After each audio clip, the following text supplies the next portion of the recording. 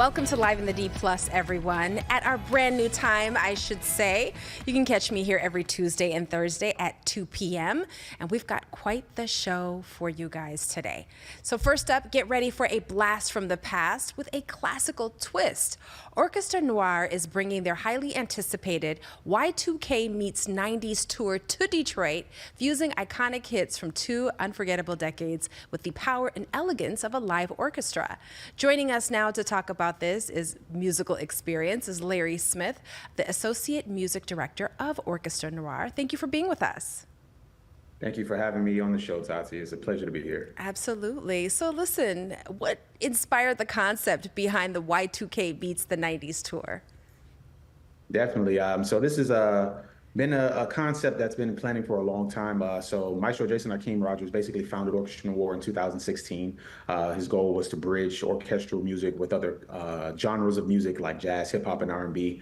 Had this brainchild of actually celebrating the timeless eras of 90s and 2000s music, and wanted to put together all of these concepts and put it on a stage to where it's palatable for everyone, celebrating the culture, African-American music. And this is what you have therefore in front of you, an amazing show that we are bringing to the Fillmore. I know it sounds very exciting, but now how does Orchestra Noir go about blending classical music with hip hop and R&B and pop hits from the early 90s and early 2000s? Definitely. It's our spin, it's our take. Music is a universal language, of course. So we're taking our spin on bringing these classics tunes from that era to the stage, and we're bridging it. Of course, as you can see, I'm a saxophonist as well. We do have plenty other instruments there, violins, violas, there, the rhythm section, drums, keys, full horn section. So we are actually going to bring you these tunes in a way you probably never heard them before. You may think there's vocalists there, but no vocalists. We are all trained musicians, either classically, jazz. We've studied it all, so we are definitely going to make this an experience you definitely won't forget. Okay, so listen, we're looking at some of the video. Now, when people usually think of an orchestra, they think of everybody kind of like in tuxedos, a little uptight, not something that you can kind of let loose at, but this video says something very, very different. What can Detroit audiences expect when they do come to the show? Expect the unexpected. Like you said, when people think of orchestra, you think of black suit, tie affair, and everything like that. No, we are doing it in a different way. Of course, we're celebrating the 90s and 2000s era, so we want you to come dressed in the outfits of that era. Let your hair down. We are definitely going to have a good time. We have DJ Louis V that's going to be joining us as well. Excuse me, DJ GQ that's going to be joining us as well. That's going to be spinning on the ones and twos as well. And we are going to set this atmosphere. It's a party atmosphere. We want you to come, let your hair down, and enjoy yourself. You're going to have a great time. You're going to hear some great music, and you're going to see a great show.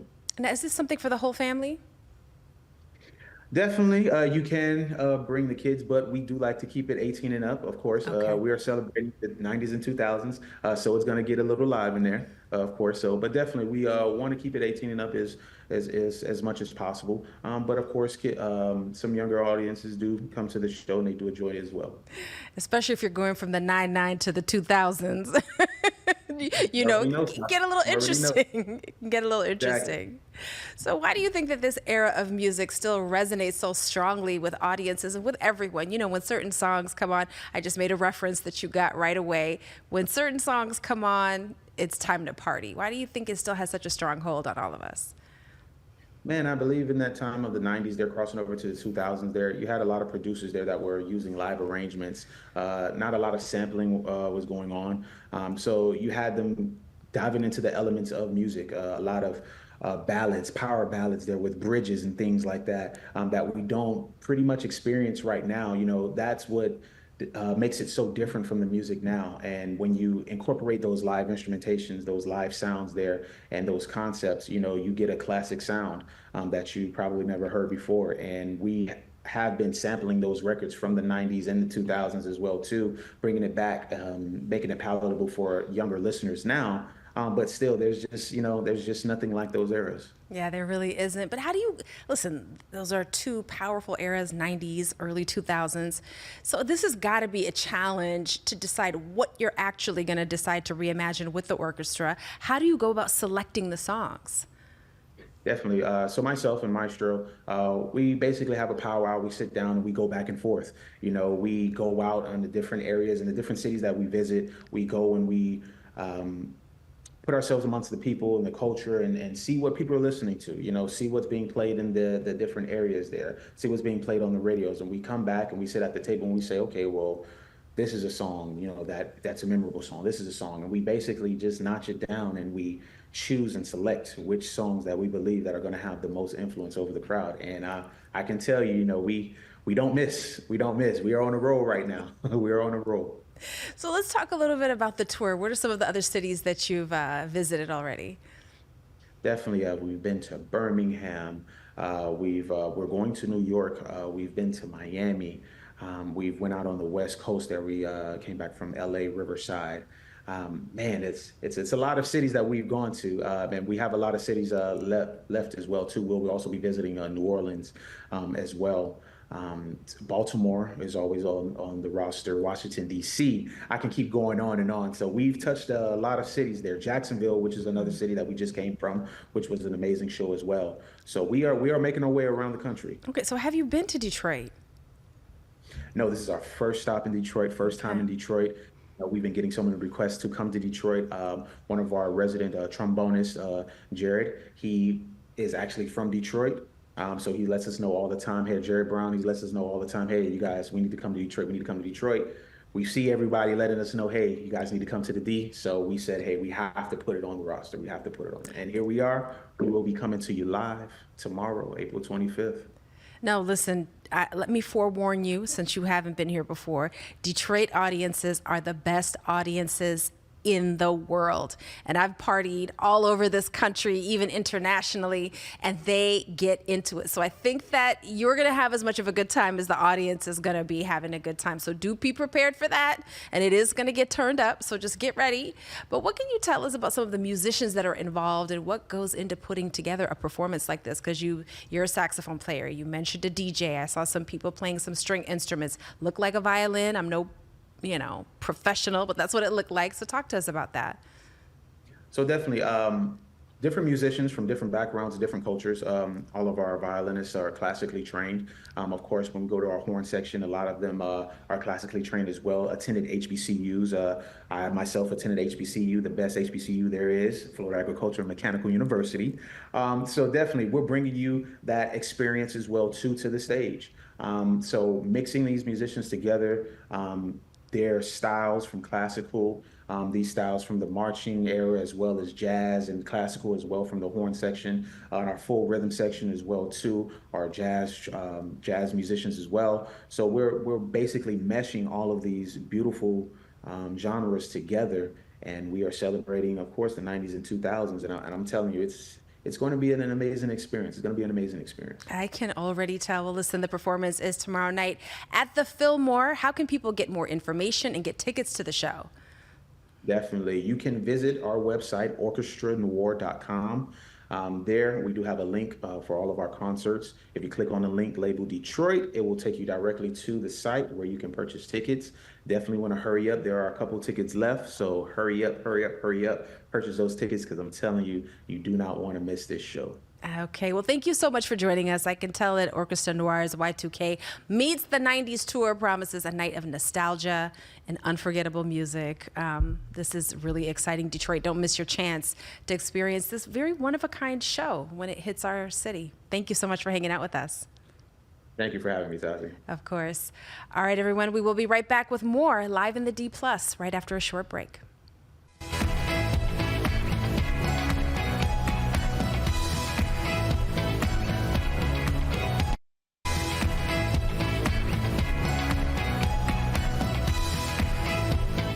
Welcome back to Live in the D Plus. A big thank you to Larry Smith, Associate Music Director of Orchestra Noir's Y2K Meets the 90s Tour. It definitely promises a night of nostalgia, energy, unforgettable music. You don't want to miss it, Detroit. They will be at the Fillmore tomorrow night. You can go to their website to get more details for when this show hits the city. All right. Now, We're going to move on to something else. John Jordan is going to be joining me in just a second to continue the conversation that we started on the show today, which is all about sneaker culture and how it's being influenced by female designers. So first, take a look at our conversation on Live in the D today, and we'll be back with more chit chat right after this. If you look at a list of the world's biggest shoe manufacturers, you'll notice that they're all athletic brands. So you could say we live in sneakers. Local Force lifestyle editor John Jordan joins us to talk trends, not only about the latest styles, but who's actually behind them. John, how you doing? I'm doing great. I have a question for both of you. Yes. On any given day, like what percentage of that day would you say that you spend wearing sneakers? Over 90%, because you know that I only wear heels while we're on air. Well over 90, absolutely. Okay, so I'm rocking them right now, so yes. That's how relevant. Of both of you. Yeah, that's how relevant they are. Yeah, so let's get into the sneaker trends, because these are huge. Well, okay, first I want to talk about the trend behind the trend. Okay. Because, as you know, was teased in the promo, this is about the industry shifting from male domination in terms of design to female designers. And like big companies, Adidas and Puma, and women are driving design now. Okay, well, let's get into it. Talk to us about that. Well, okay, I think we have an image coming up on screen here. So these are maybe what you would consider to be predictable. These are from the Saks Fifth Avenue website. They're elaborate, they're expensive, and I think that they're awesome if you can afford to buy them. This is what you might think female designers are responsible for. But really the way they've changed the game is a much more affordable, streamlined shoe. This is really trending, and it's based on the shoe that was popular in the 80s and 90s, and this was designed for motorsports. Okay, it's very, very sleek. So, and this is actual Puma Ferrari collab that I happen to have in my closet. You just happen to have. Right. So it's a real low profile. Yeah. It's not the clunky dad sneaker that really has been popular for the last few years. Like, you know, like the kind that like your kids would be embarrassed to have you come to PTA meeting in. Until they're buying the sneakers, dad gets to wear whatever he wants. But no, I get it. These are sleek. Yeah. Mean and lean, that's for sure. Yeah, it's lower and sleeker. Okay. And this is like what's really on trend, so that if you're in Paris, you won't be like ridiculed. Okay. Tati goes to Paris for weekends. Right. I understand, big baller, right. I'm looking out for her. Right, good stuff. Listen, though, I see some other fun choices. Now, I feel like I could pick out the ones that were kind of designed by ladies, but walk us through these. Well, you know, things that are also trending, animal print. I like this one because it's got, you know, metallic accents. Rainbow inspired. This still has a sort of that cushy feel to it, but it's not as clunky and embarrassing as, you know, the ones that we mentioned before. Clunky is not necessarily comfortable, too. I just want to point that out. Or safe. Or safe, right? Exactly. These are cool because they're kind of based on a ballet slipper, so they have this elasticized back to them. And then these ones for kids, these are based on a Mary Jane shoe, you know, it's with the strap. All of these are from Walmart, and they're $20 or thereabouts or under. These are great deals because we want to save money. Way more in my budget. Yeah, I like that, because here's the thing too. If you buy something that's too expensive, I won't use it, or I won't enjoy it even while I'm wearing it, because I'm always worried about spilling something on it or getting dirty. Do you ever experience that? Absolutely. I'm guilty of that. I'll buy some shoes and then I won't wear them until it has to be for a specific reason, because I'm afraid to get them dirty. Yeah. That's a really good point, because classic is something to invest in. Trend is something that you may want to, you know, be a little bit more budget conscious about. That makes a lot of sense. All right. And I just want to say, call these sneakers. Okay. I have a friend who still refers to them as gym shoes, and it's like I'm guilty of that. you were in gym 50 years ago. I'm guilty. Sean, you're so guilty of funny. that. But let's point these out too, because these are really cool. Theo, you like these? I like these. Gentlemen's. Yes. Well, those are nice. I wanted to pick out some. Look at how well the blue color scheme goes with your shirt. Yes, yes. What I like about this is it's a white sneaker, but the base is, earth tone. So, you don't have to worry about scuffing up your soles. They're always going to look clean. These probably would have went better with my outfit today than what I have on. I mean, those are nice. It Maybe. all works. What's your Right. size? Right, about 13, 14. Okay. All right. So you know what? If they look good, just squeeze your foot in. Beauty for pain for Pain beauty. for beauty, right. That's what it is. I taught you well. You have. No, this is all great. And under 20 bucks-ish, that's a good price. It's have fun with your sneakers. Yes. All right. Well, John Jordan joins me now. Thank you so much for hanging out with us. Always a pleasure to be on Tati Talk. Thank oh my you. God, I just made that up right now. We Call love your it. agent. Tati Talk. We'll take it. But listen, we were going through a couple of different points that I really appreciated about your segment this morning. Are the price points, which are super affordable, and also just highlighting what female shoe designers are doing. So how do you feel like they're influencing the space with like the more low profile, stylish pieces? Well, it's really interesting that a category of fashion, athletic footwear, it's always been kind of a male centric thought. I think that for many decades, as athletic footwear became more and more popular and acceptable, you would still see in the women's section pink, but it was basically the same shoe that was being designed by men for men, just with very few details or very little original thought that was put into them. I think what's changed is that these big brands like Adidas and Puma and Asics, and they have all figured out that collaborating with not necessarily women designers, but women creatives. A couple of whom you actually Yes. know in other capacities. Yes. So talk about one that. being a DJ, Okay. DJ Vashti, but now she's like a mom and does like a lot of, there's like, I think she still does a DJ day party for parents Okay. to come in with their kids. I think I saw something like that on social media.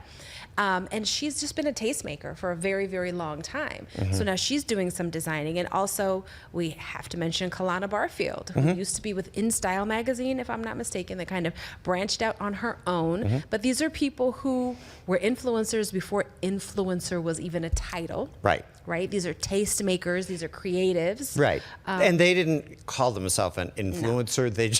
They actually became an influencer. Yes, they were influential in what they did, and that Exactly. makes a lot of sense because it's a double-edged sword. Because I love to see women having a seat at that table. At the same time, we know that that traditional path to getting a seat at the table is not something that's easy.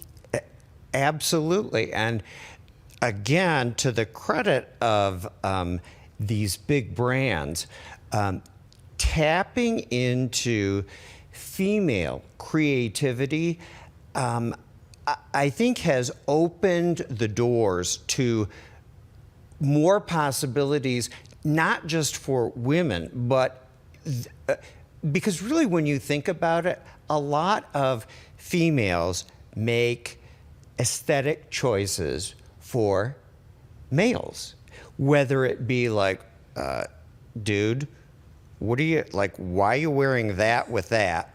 Or the color of a car, or whether you have, I think all males have females in their lives who influence their aesthetic. I think so. I mean, and I think this might sound like a reach, but I think it's also like having a sense of community, right? It's something that we all want to talk about, Yep. and you want input on, because you can also have like makeup blindness, style blindness, and you want to talk to someone about, hey, what do you think about this? Everyone knows we joke about it on the show, but it is the truth. I ask you constantly about makeup, skincare products, fashion. We look at shoes together, and we have like what I feel are in-depth conversations about these things that help me make better choices Right. when I'm checking out with my cart. Well, yeah, and you know, objectivity, I think, is key to appearance, because human beings typically are not objective about themselves. Never. But I do think that, you know, the female influence on athletic wear is it's based in things like cultural heritage. It's based in a broad creative experience. They're bringing a lot to the table that maybe, you know, a male designer who's just been focused on fashion design their whole lives, maybe that's not as visionary. I agree, because it's a couple different things, right? Visionary in the sense of just the style itself, but also the choices they make in the design are not informed by how women really live, right? So listen, our feet hurt. Like, let's just call it what it is. You only want to have heels on, but for so long. It is the truth. I come to work in my sneakers, I take them off for the show, and I put them right back on for the rest of the day. And that's exactly what the inspiration for the lower profile was, with whoever sort of like started this trend. And basically what they did was they equated this to the comfort of a ballet flat. Okay. And actually took pale pink, wide satin that would be a part of an actual ballet slipper. I see it and now. Integrated it into this traditional male design that's been around forever. See, that's where I think, you know, the female brain has certain advantages that, you know, men can be very linear in their thinking. And that's how all of this came about. I see it now. As soon as you said that, I can see the ballet slipper shape, the ribboning, all of it. And we can go to the next shoe. Well, and so this actually has it's just a, you know, that's a standard white sneaker, but the detail in the back is this elasticized ballet slipper inspired design cue. And I would also say that design is also great, again, as the lifestyle of women informs their design choices and how they decide to incorporate these different elements. As I would say, this is easy on and off, because the weather is warming up and I don't want to fuss. I don't want to tie and untie necessarily. I just want to put it on and go. Well, and you recently had a blister situation. Oh, God, remember that? It was almost debilitating. It was. And blisters can be. It was. I was so furious. And they were a nice pair of shoes. I just threw them away. And John was like, I think you might have overreacted just a little bit. But sometimes, you know, again, that's I do credit sort of the female sensibility to thinking the premise through that way. Fashion has been dominated by men really forever. And, you know, you think about some of the impractical, absolutely torturous designs that men have come up with to enhance female beauty. Or what and it does enhance to it. And we joke about the, you know, pain in exchange for beauty, but that only can go so far. Well, right. And it's why high, you know, stiletto, 4-inch stiletto heels have never caught on for men. Never. Never. And they never will. No, I mean, you know, if you want to go there I believe in, diversity Do what you and like. creativity, but it's not mainstream. It's not mainstream. And the other thing too is and it's hard because it is impractical. It is painful. So you might want to enjoy it for a little bit for the aesthetic, do it for the plot, as they say, and then take them off and put on something that makes a lot more sense, because these are stylish and they have memory foam. And that means my feet are going to be comfortable. So all of this makes so much more sense. Well, right, and I would wear these if they made them, in my size. And you could, and I could, and they'd be perfectly acceptable. Yeah, it's. I think we talked about this in the show. Trend is something that you can invest just a little bit of money in and have fun. Exactly, and. Once again, to reiterate, with the exception of these, everything else that you saw on the show was $20-ish. Or less. Or less. 1998. This is I think great. these were like 10, affordable. very affordable. Very That's why you have to affordable. look. That's why you have to force yourself to go places to shop that you think you will never find anything for yourself. And you'll probably be very surprised. I can find stuff in a gas station. I love it. Only John. We should do a whole segment about gas station fashion. Well, they do it about food. Yes, why not fashion? Okay, that's the next stop, or maybe soon. Soon. John will bring it to life, that's for sure. John, thank you so much for hanging out with me. My pleasure. Open my eyes. Ballet slipper, motor shoes. I get it. All right. Well, thank you everyone so much for hanging out with us for Live in the D Plus today. We will see you tomorrow. You know what Friday means. It's time to dine in the D. Movie reviewer Greg Russell will be hanging out with us, and that will be the last day of Theo Gridiron Spite hanging out with me, the singer of the Lions Fight song, and he will share with us his brand new single. So make sure to join us tomorrow on Local 4 at 11 a.m. Have a great rest of your day, everyone.